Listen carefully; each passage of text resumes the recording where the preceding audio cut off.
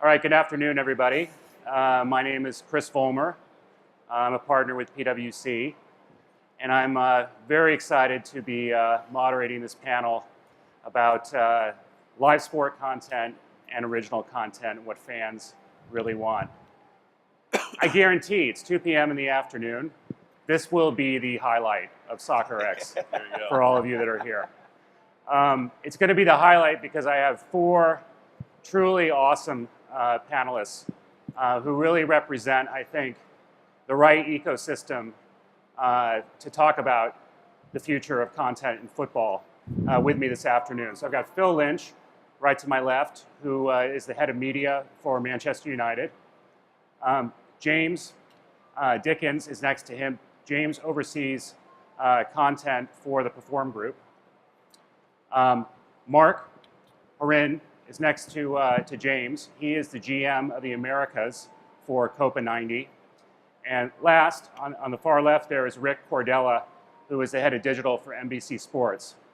So I think we've got a fantastic cross-section here of different companies, from rights holders to IP to very new companies who have fresh approaches to how we think about content.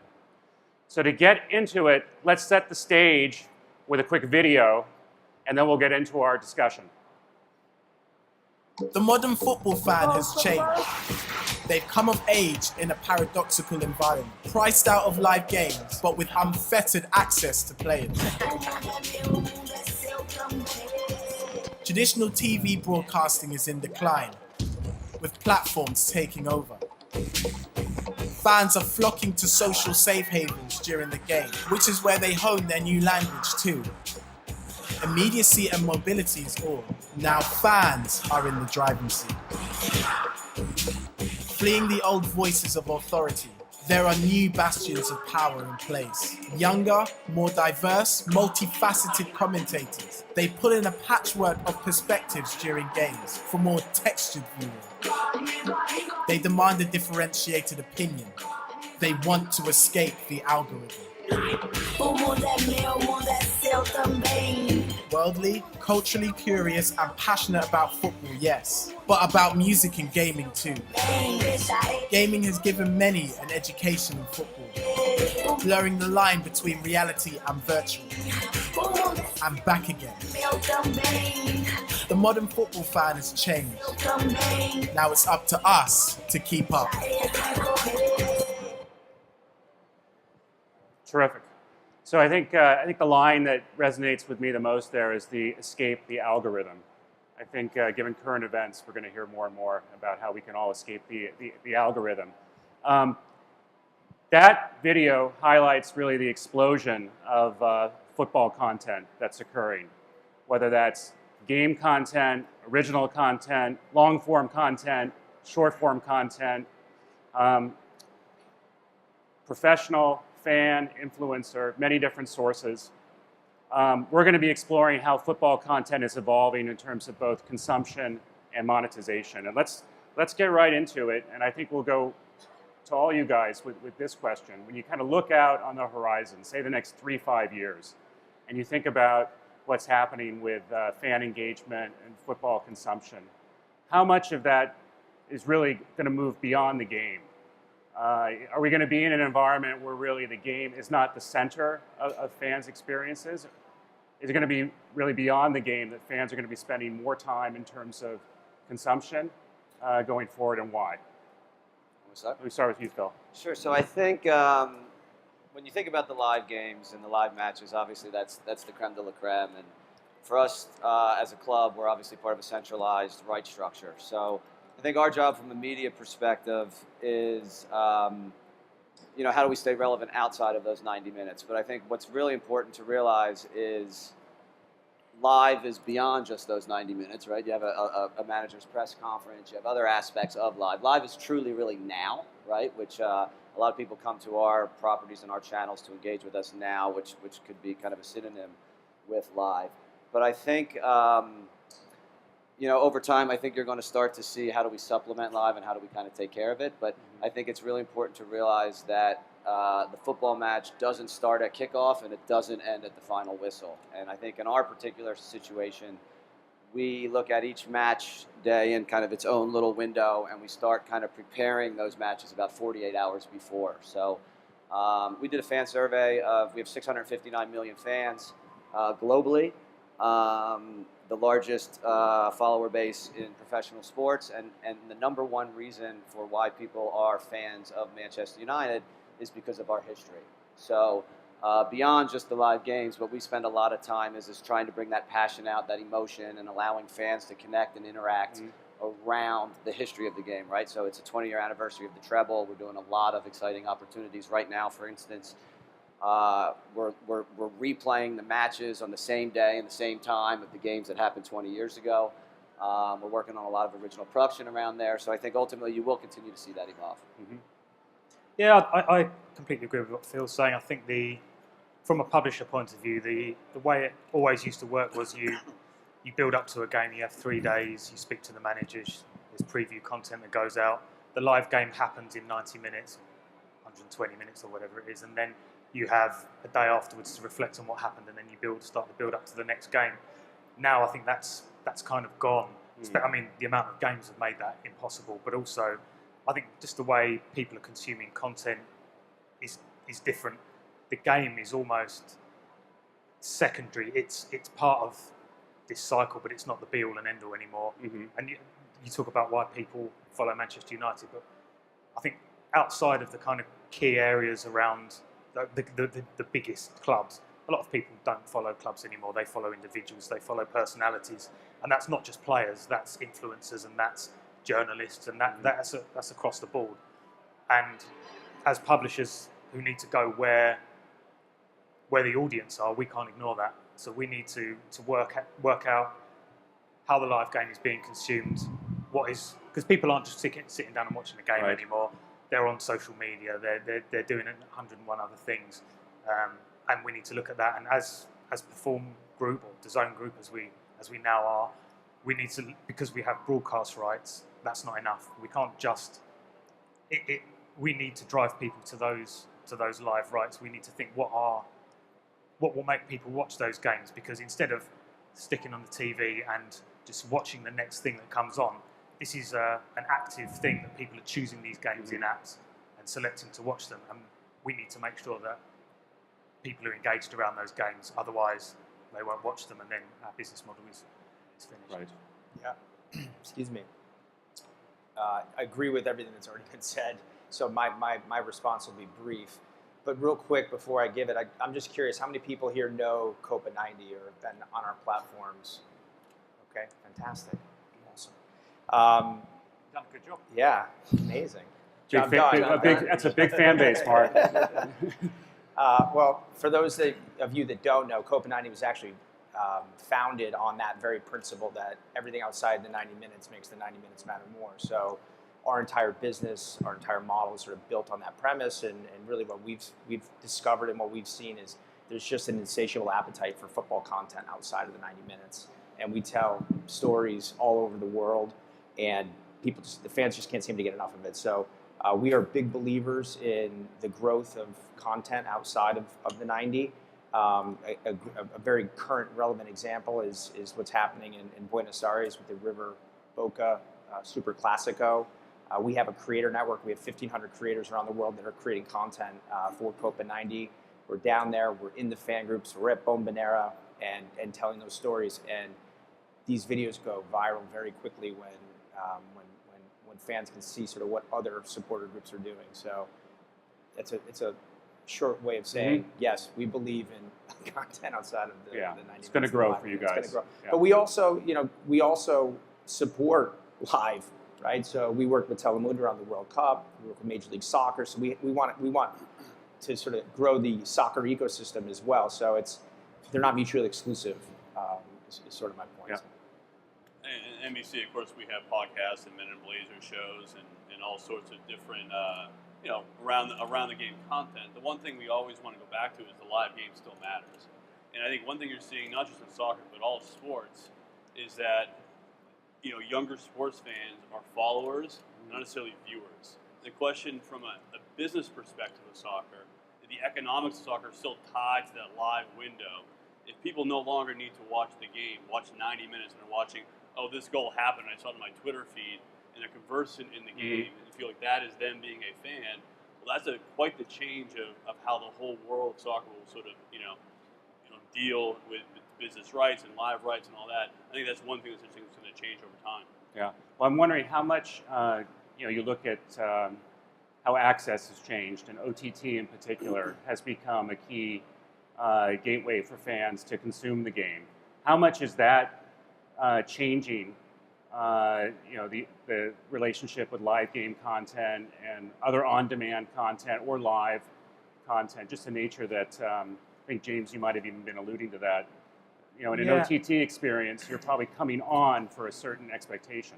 Yeah, obviously, we own DAZN and we're acquiring rights left, right, and centre. But it's, as I say, it's a different model with people going into the app and seeing games that they want to watch, and they have to choose to watch those games. It's not being pushed to them. It's an active choice to watch those games, and we, with our other services like Goal and Sporting News and these things, need to create the narrative around OTT, because OTT is the way it's going. Sooner or later, this is the way all live sport will be broadcast. Even in the UK, with 11 sports broadcast in La Liga and Serie A. Yeah. Well, it'll be the way premium video in general, is likely consumed. Yeah. Arguably, and as OTT owners and rights owners, we need to make sure that we're working ourselves to grow that, but also working with people like Coppert, because I think they're helping people consume their content, and then they'll go to DAZN to watch the game. So the Super Classico we had on Goal. So people will watch the amazing content that they're making at Copper, and then they'll come to Goal and watch the live stream. Right. And so, as you said before, they're not mutually exclusive. They work in harmony, and it's a kind of virtuous circle, really. Yeah, and I think just to add to that, I think everybody knows this, the main difference is the demographics, right, and the ages. So I think we had a cumulative 3.5 billion TV audience during last season. And then obviously we have a 24/7 linear television network called MUTV. And if you look at the average age of that television channel, it's 54. And about a year ago, we decided to take that channel over the top. So we continued with the linear distribution, but now you can download an app. And the average age of that is 32. So, pretty big delta there in terms of just the access and who's consuming that content. And I think James is right. Eventually, I think it's going to become more common for all sorts of demographics, but I don't want to underestimate the power and the stability of live television still in today's day and age. But it's interesting you should mention that, because again, you're talking about DAZN and 11 and other OTT platforms. And I always use my dad as an example. If he wants to watch a game that's in La Liga, he can't. He doesn't know how to use an OTT platform. So we are in the midst of kind of the change between one and the other. And as an OTT provider, we need to make sure that delivery is as simple as possible. But we also, in some cases, we've got the rights, and we've sub-licensed them out to local broadcasters as well, because there are certain demographics that just aren't used to that sort of technology yet. Right. One of the sort of consistent challenges kind of in sports entertainment, if not media overall, is the struggle to attract younger viewers and an ability to bring them into a video environment that can support kind of monetization for you guys. What have you learned so far about what it takes from a content perspective, not just a user experience standpoint, but from a content perspective around what resonates with younger football fans?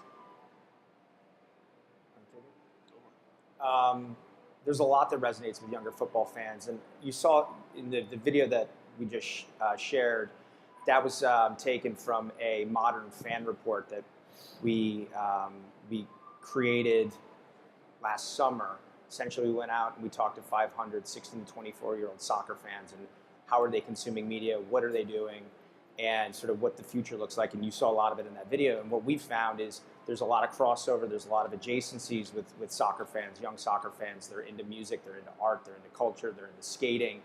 And so the way that we can sort of take those adjacencies and sort of blend them together with soccer content is really something that we're finding young fans are engaged in. We had a series this over the summer with we had a partnership with the Players Tribune, and we actually had Tim Hardaway, who's a Players Tribune athlete, go to a ICC soccer game with Heath Pierce, who's a presenter for Copa 90, and we converted Tim into a soccer fan through that. And again, it's sort of that crossover content is something that's really exciting.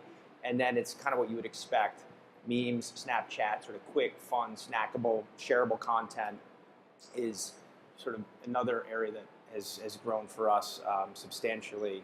We had 31 million people watched our content on Snapchat during the World Cup. So like depending on the platform, depending on the audience, you know, it can vary, but yeah. Yeah. And to add to that, because I think that addresses the formats, and I do agree. I think what a lot of fans these days want is they want the lifestyle or the personalities of these players and of these athletes.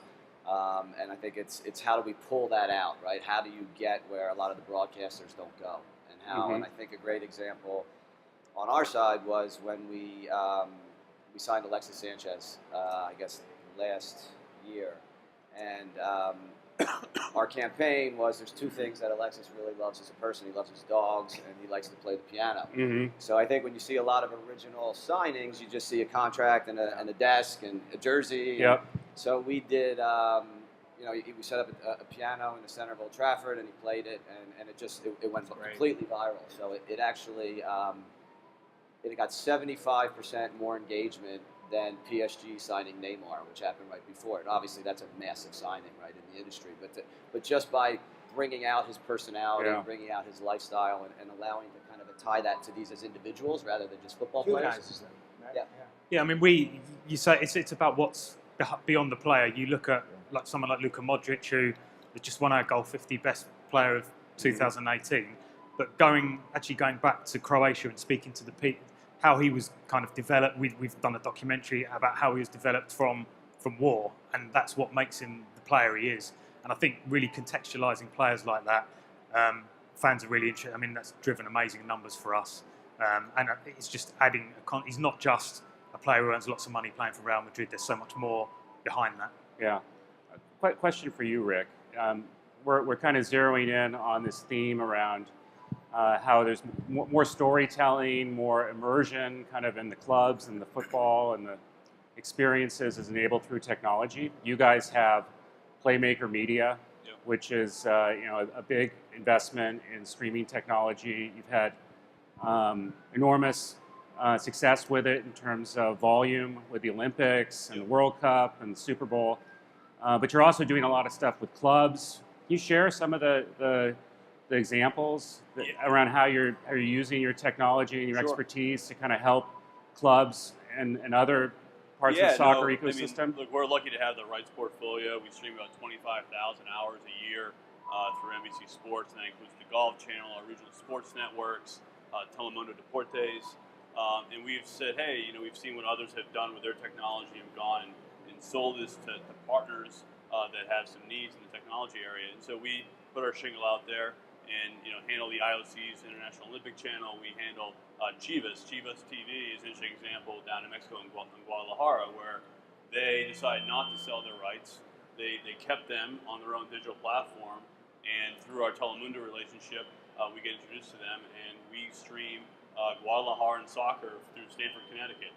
And it's interesting because, again, as the world continues to sort of be more comfortable, more aware that IP video is available to them, we think it's a pretty good opportunity for us to deliver that to, you know, many of the partners around in the soccer community. Yeah.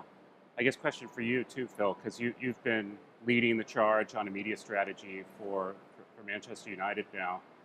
Can you tell us, you know, about how you approach direct-to-consumer and the portfolio of apps you have, and how you think about subscription and ad-supported environments? Yeah, absolutely. I think we've gone. So I've been at the club for 2 years, and I think over the past 2 years we've kind of put a lot of new products out in the market. So I think historically we have about 160 million social followers, of which about 51% of those are millennials. So obviously, if any brand's trying to kind of chase after that elusive demographic. Obviously, we're a great place to do that. But I think ultimately, over the past several years, and you alluded to this in your introduction, I think a lot of the focus was what we refer to as off-network, so kind of social platforms. And again, tying back to the strategy of going to where consumers are, right? So just trying to distribute your content, not trying to have to go find them. But I think ultimately,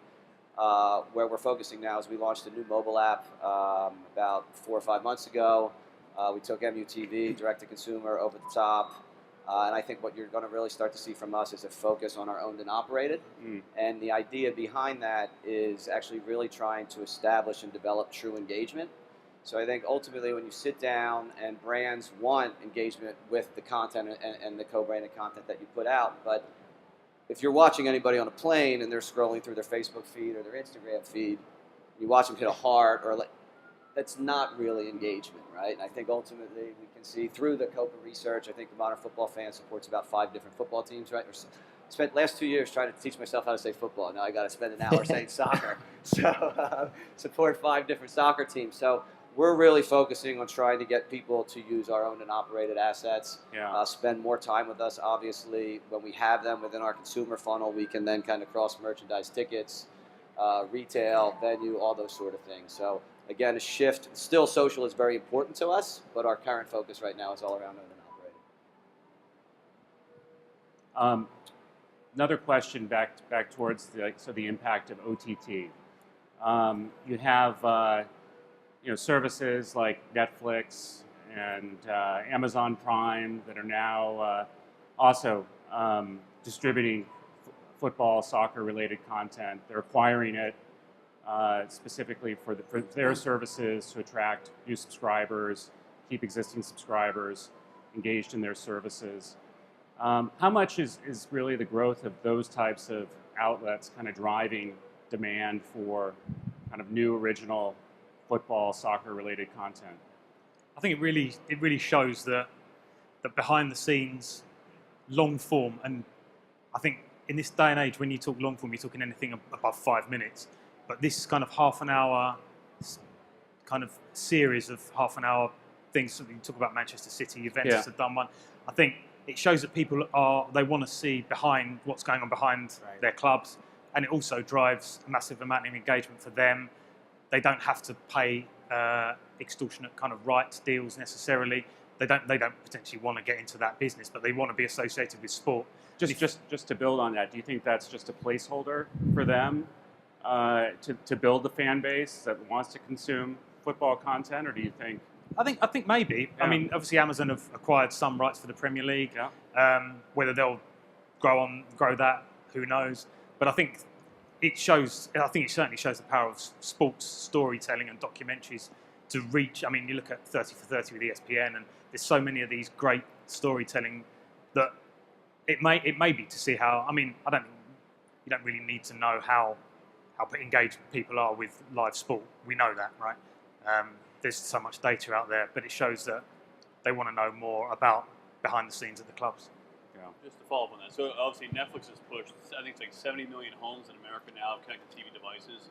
Certainly they're more aware that they exist through Netflix, and that is really, I mean, we see it in our streaming. I mean, we go back to the Pyeongchang Olympics, we were up, I think it was the first Olympics we had the connected TV devices, at 65% of our consumption was through connected. You saw the same thing with Premier League this year. It's all through the TV set. People are watching connected TVs at the traditional cable set-top box, and that will continue to grow as people are more aware and the content continues to build out.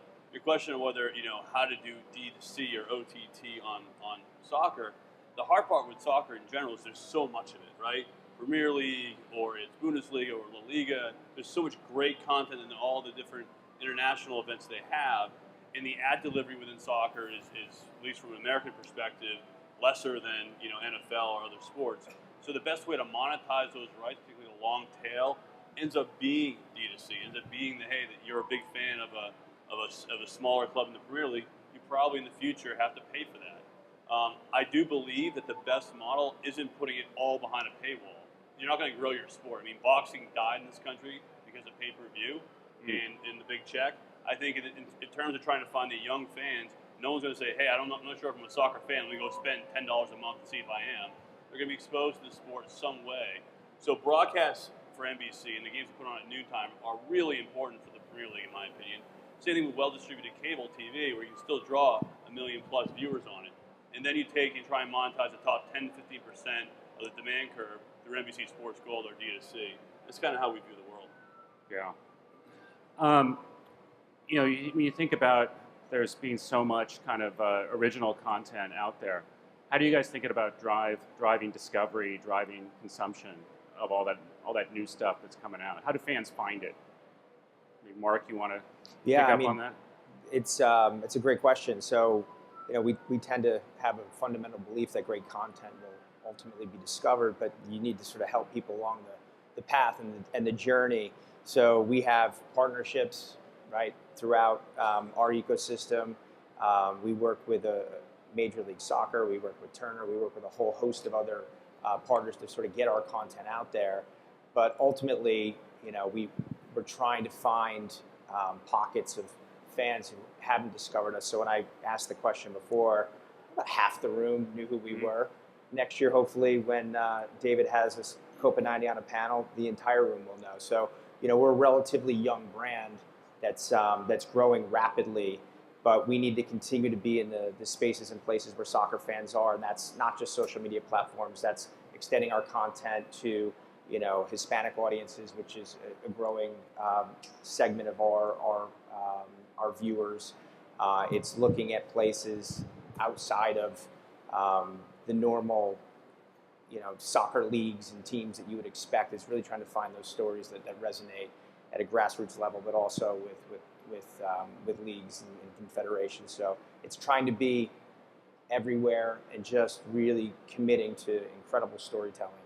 And I think that that ties back to what I said earlier about your owned and operated, right? Yeah. So when you have a consumer on your owned and operated, you're not beholden to a third-party algorithm. You can surface the content you want, and then ultimately, to close the cycle, you get all of the data, right? So I think every brand out here struggles probably a little bit with the data they receive back from social networks. So if you kind of build the O&O, you can program it as you wish, you can curate it as you wish, and then you can actually use the data to see what worked and what didn't work, and what works, you just do more of it. Yeah. What doesn't work, you do less of it. Yeah, I think it's quite interesting. You need to own that news cycle as well. Right. From our point of view, a lot for Goal, a lot of people come to Goal for news, straight news, who's injured, who's playing, who's not playing, that kind of stuff. But then you need to keep them there. You need to make sure that the quality of your content and the way it's curated by an editorial team, not by an algorithm, but by people who know what they're talking about, and they know their audience. They've looked at the data and they've analysed it, and they know what time to put things and where to put them. And then you own that news cycle up to the game, and then after the game, and then you keep them. So you give them the news, but then you give them something in depth that they'll spend some time on your site looking at, and then they'll move on, and then they'll come back, and then they'll keep coming back, and then you get and they come from social media, most certainly. I mean, we had 160 million people during the World Cup, and that's not just through social media. That's not just on O&O. That's coming from a myriad of places. But and we've now got the OTT part of that as well. So it's owning the whole cycle and making sure that your sites are sticky and people stay there. Yeah. I want to talk for a moment about the relationship between original content and live game content. And I spoke with Adam Silver, commissioner of the NBA, earlier this year about this. And he had this analogy of, mostly digital media, predominantly social, which the NBA has been pretty liberal in terms of supporting, both directly and indirectly, a big ecosystem of short-form content. He referred to that as snacks. And he said it's all enough to lead up to the meal, which is the big game, which, to Rick's point, is where a lot of the monetization occurs. And he drew pretty much a straight line between increased social engagement and higher live ratings. And the NBA is really, at least amongst the major leagues in the US, the only league that has growing live attendance, growing live ratings, and growing digital engagement. How do you guys see that relationship between growing social engagement and live ratings in the football context? Does it benefit the live ratings to have more social engagement? Do you see that happening in your business? It's hard. We debate this all the time, in terms of, do we put goals out as they happen? And is that going to satisfy someone? And if you have too much snack, maybe you don't eat dinner. I would probably say. So that's one that's we're sort of wary of, and so we're nervous. All the data in the world doesn't show one way or the other. It's helping. Are we really engaging our younger demographic that wouldn't ordinarily engage us in the first place? Therefore, we should be all in on it. Are there people now that don't have to tune in because, hey, I'm just following the 2-hour match and I'm totally up to speed and totally conversant in it, and I don't necessarily have to be a true fan. I can't monetize that user the same way. I don't know the answer. We have this, and especially with the marketing team, we sort of debate. They want to push it all out there. I'm like, hold it back. Send the link back to NBCSports.com. It's hard. I don't know if there's a right answer. Yeah.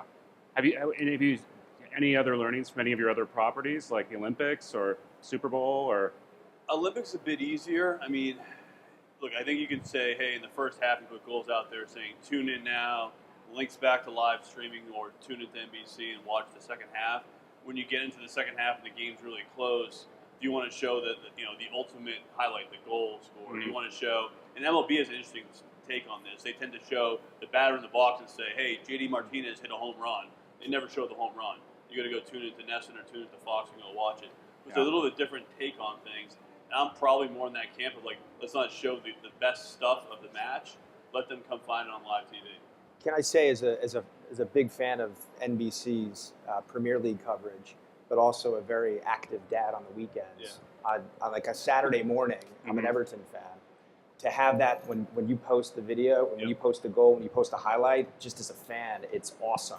Right. So I don't sit in your marketing department, Kevin. But I think like it's just as somebody who's a mass consumer of Premier League on the weekends and just on the go. I love when you do it for what it's worth. I think if you're talking about monetization as well, this is anecdotal, but I think there are certain people who just want to watch the goals, and you need to serve those people because you can now monetize them through things like Twitter Amplify, and Facebook and things like that. So I'm not sure, and if people want to watch the game, some of them might not have remembered that the game's on, and that will remind them. Whether you need to show the goal in that instance is debatable, but I think if you can service that demographic who, like, I mean, I'm a basketball fan, but because of the time difference, it's very difficult. So I can catch highlights and things like that. Whereas I probably won't have time to watch the game, but I'm still a kind of audience that the NBA need to serve. So it's really difficult. But you do need to make sure that you do service that audience who just want to watch the highlights. But how do you?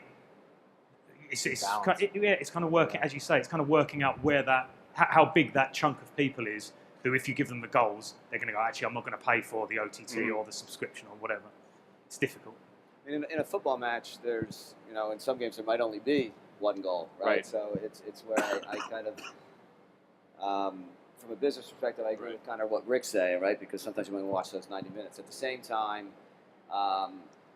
my wish would be for broadcasters to work more closely with clubs. I think we have a very good relationship with NBC in the United States, but globally, I think if you're looking at a cable provider, I don't necessarily know if consumers are following their social handles, right? They are following the clubs, right? So there would be a way to leverage the club's audience to drive tune-in, right? So we have 160 million people that are following our social feeds that might not know games on television.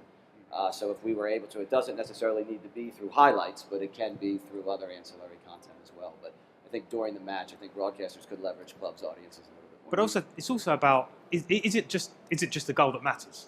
I mean, what are people tuning in for? Is it the goal or is it the wider context? And how many of those people actually consume Copper's stuff and our stuff and think, actually, I want to know. I don't want to just see that Cristiano Ronaldo scored. I want to see the context of the game. Did Real Madrid play well? What was the tactics? What was the atmosphere like in the stadium?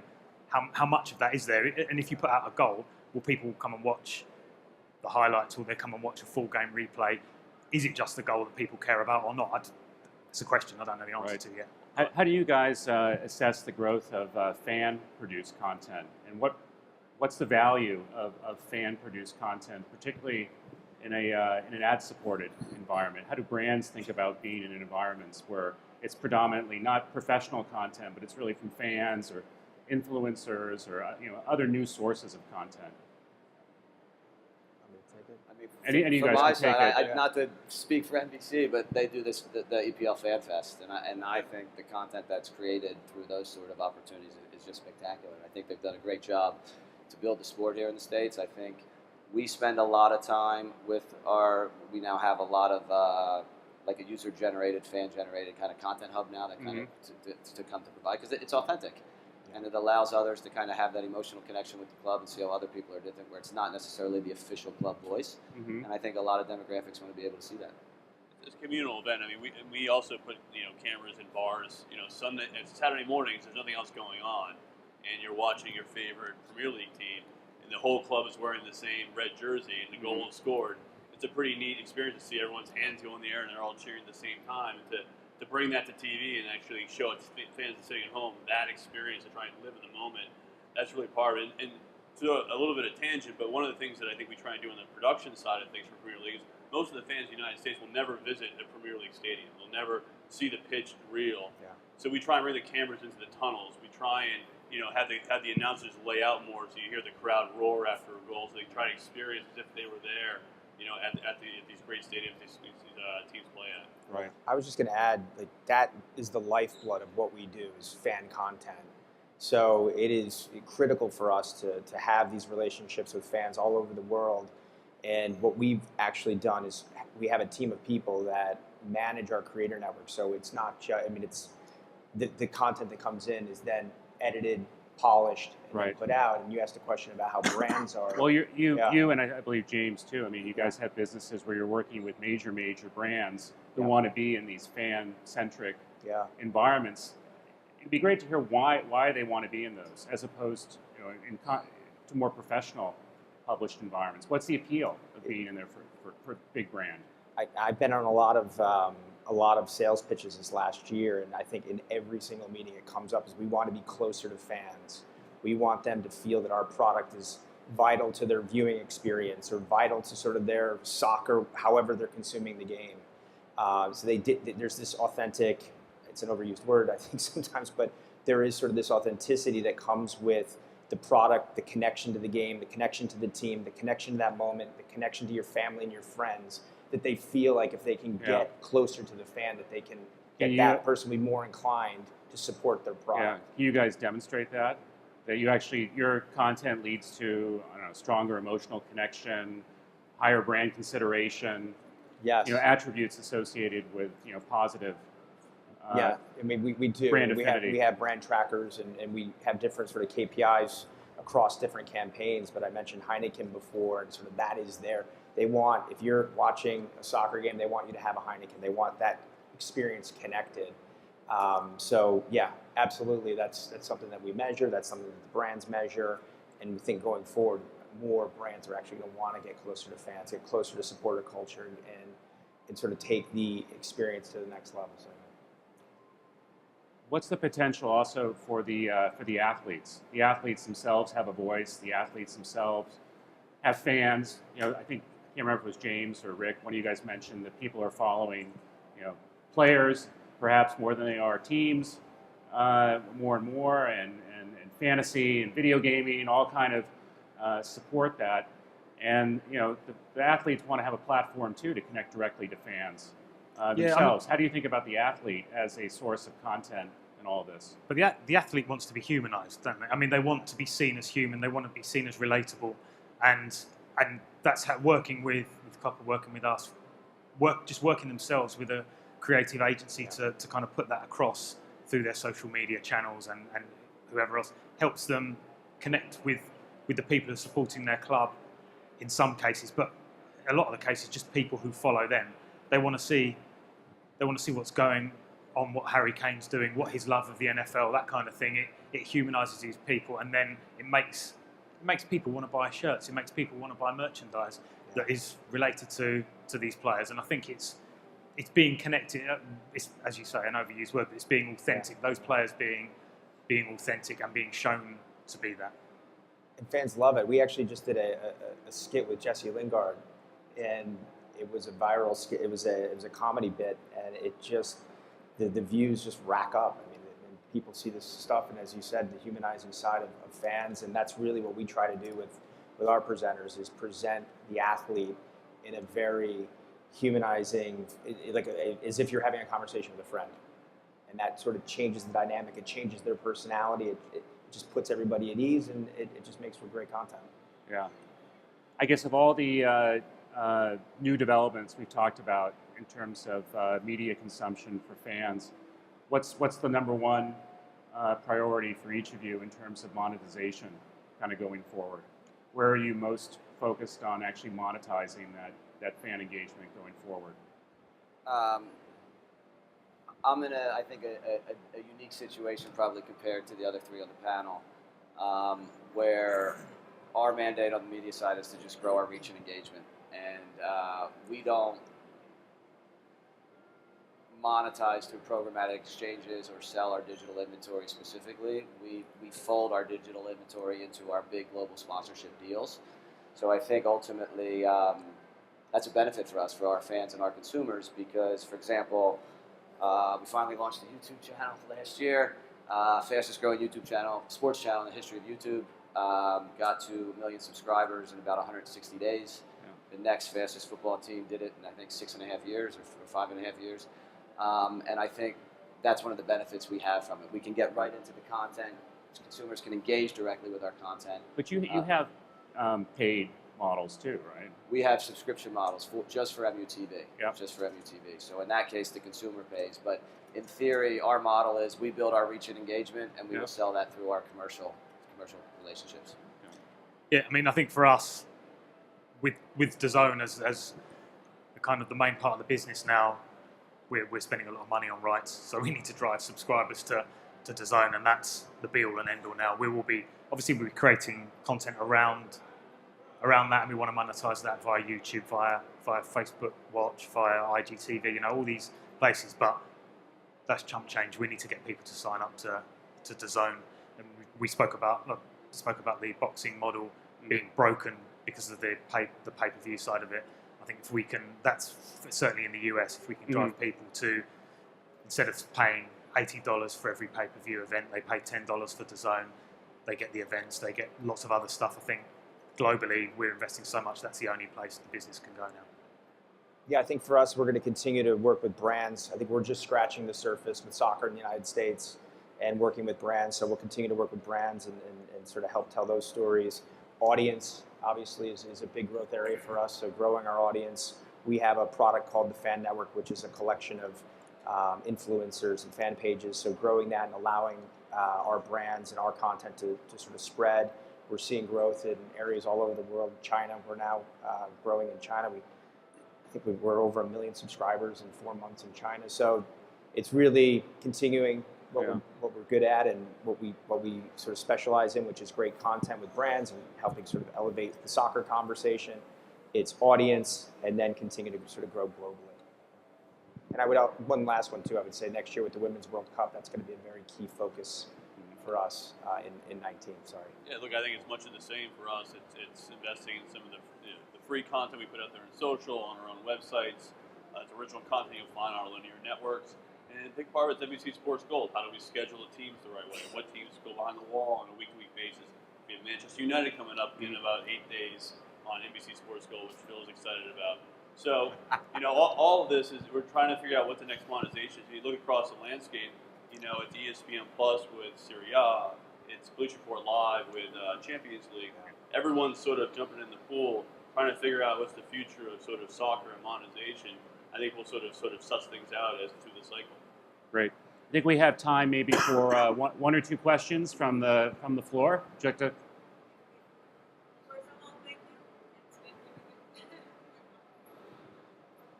Eugenia Caroli, the Sports Socialite. As somebody in the editorial and media business of football, I can totally feel the struggle on this side of the stage as a media partner and trying to find the monetization. So especially for the two, for Rick and Mark, who are more focused on the digital part, and as somebody who myself have been found guilty of saying I'm watching the game through Twitter, right? How do you convince, in your case, brands to invest more in that social media and digital content? And in Rick's case, how do you convince or how do you educate your sales team to push this social media content? we can sell. We do sell. We put highlights out. I think Puma's a big sponsor of those highlights on Twitter today. The issue becomes is the monetization of a user watching highlights through Twitter is like this big compared to live TV. And that's the issue, is the gap. You're paying Twitter a rev share, the CPMs are less than in live TV. So how do you make up that gap? And we just haven't figured that out yet. Yeah, and for us, it's basic. You know, we share that video, the modern fan report. It's basically just saying, this is where your fans are, this is where the eyeballs are, this is why you should be spending money to reach these audiences, because it's the data, it's the research. This is where 16 to 24-year-olds are consuming their content right now. So, and we can help tell your story in those environments. Take one more. Do we have any more questions? Anyone want to ask? Take one over here on the side. Hi. My name is Matteo Trevisani from CONCACAF. How do you guys, I mean, I guess this is a question for Mark. How do you guys decide what content goes where and when? How is that thought process? Well, I'm not the editorial director, but I would say that it's just trying to, understanding the soccer calendar, understanding sort of what, so we have social listening tools that we use to sort of understand what's happening out in the internet. So it's really, the nice thing about sort of what we do in the U.S. is we have 35 people that just live, eat, and breathe soccer. That's all that they care about. So they sort of have their finger on the pulse of sort of what's popular and what's going on. So depending on the Manchester Derby, we know in advance, we plan for those things. So it's really just understanding the calendar, understanding the content that works, and then just having a team of people that sort of are 24/7 that are posting the content and sort of staying current and fresh. To build on that, I think ultimately too, you have to look. Each platform is unique, right? Each platform has a different value proposition. So I think you see a lot of content producers create one piece of content and place that same piece of content all over 7 different platforms. Yeah. But Twitter is different than Facebook, which is different than Instagram. Absolutely. And I think you really need to look at the data and kind of look at which platform and which cut of which piece of content. The data will tell you, in theory. And then again, I think you'd be nuts to not keep your most exclusive and most premium content back for your O&O. I think that's where it should live. Yeah. But you use the other platforms through different formats to help drive awareness of it. You wanted to get a mic to the back? Yeah, There's can one you more guys question. hear me? Yes. Okay, yeah. Sergio Menezes, Pro Football Tour. I have a question for Rick. So the cost of rights fees has gone up so much with a lot of the leagues. So when you're doing a deal, why don't you try to get everything? Like, why don't you just try to get all digital for all the players, everything? You know what I mean? Because I mean, with all due respect to everyone in this panel, you're paying so much more than everybody. Why don't you just try to get the whole enchilada, get everything? I think with any, and Phil can probably agree with me here. But we ask for the world, of course, but it is a competitive bidding process. We're typically not the only ones bidding on a property, and so the leagues will only have an RFP and they'll offer only X, Y, and Z. We'll of course ask for more. And if our ask is so above and beyond, if our ask is taking away other monetization opportunities for the league or for a team, then that's got to come from somewhere, right? That means we're paying more for it. And so we're trying to balance up between what everything we're paying for is worth, what we can monetize it over a particular period of time. And sometimes we arrive at what we think it's worth. And that's not, I mean, the player rights are something that's kind of off the table. That's never really ever going to be sold to us. But the team and club rights are something that, we rub up against sometimes. The leagues rub up against in terms of what they can sell, and Phil, you should chime in too. The sort of No, I agree, and I think ultimately the way we approach it is we do try to work. So we do have co-productions in the works with NBC, which aren't part of the EPL deed of license, but we work with them on a kind of an individual basis. But yeah, it's tricky. But if you look at broadcast rights, for example, they have always been local because of local TV networks. But with the event of OTT and digital, it is possible that you could, if you had enough money, you could buy Premier League rights globally and serve them globally without any IP blocking. And that is something that could happen. I mean, It's not going to happen now and it's got to be someone it's with happened- deep. It's got to be, you've got to have very deep pockets. Happened in other television Oh, yeah, look, other the parts of the television market The Olympics, already. the Olympics is probably the best example of Yeah. where we own all rights to all platforms. The IOC is not putting out highlights during the 17 days of the Olympics. We really act as a league and a broadcaster. But that is rare. I mean, that's just a rare case. In most of the cases, the media, the teams and the leagues have a great media business. They're not going to give that up. And think about the resources and the investment that clubs put into building their fan base, right? So when NBC, year 3? 2? I think we're year 5. Yeah, okay. So, Yeah. but when they 6. did that licensing deal, right? Like we've invested for 140 years in building that fan base, right? And that helps actually drive broadcast. So it is a virtuous circle where the clubs are invested in building the base, which actually benefits the broadcasters, and then the clubs benefit from the broadcasters and their investment on their side. Well, this is a complex and rich topic, and I know we maybe scratched the surface, but we all got a lot smarter thanks to the 4 of you. So I hope you all please join me in thanking these 4 gentlemen for this afternoon.